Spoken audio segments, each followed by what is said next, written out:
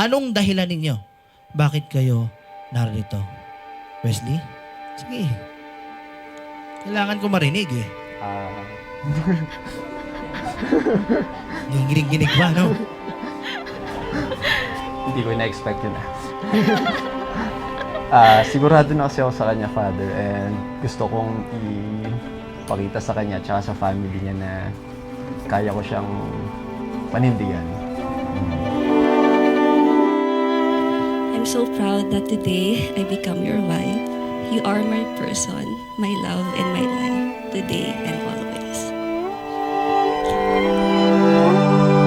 Babe, mahal na mahal kita, and alam kong excited ka na rin sa ceremony later.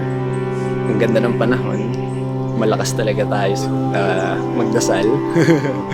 And lagi tayong pinagbibigyan, so another thing to be grateful for. So, see you later, and I love you.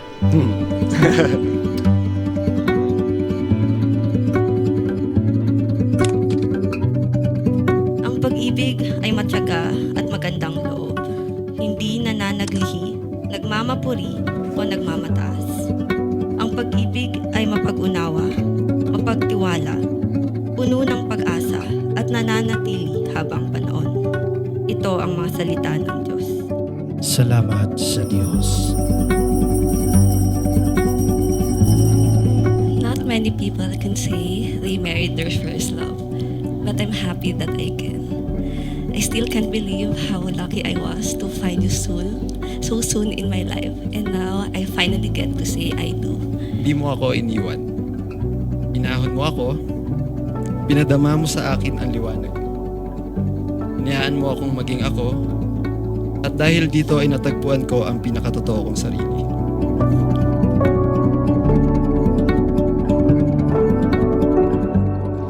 Excited at masaya.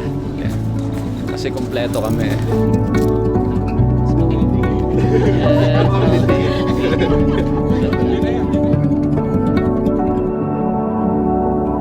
You may now kiss your wife.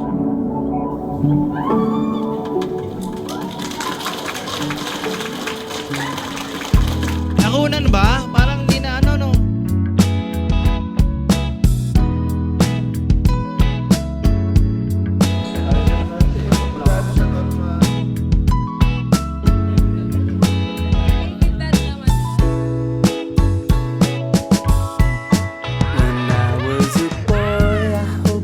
Kami lang nakakaalam. Kung gusto niyo malaman, sama kayo sa amin lagi. Paluin na muna namin kayo.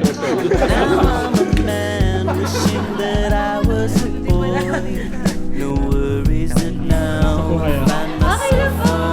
Excited. Excited po. Yes.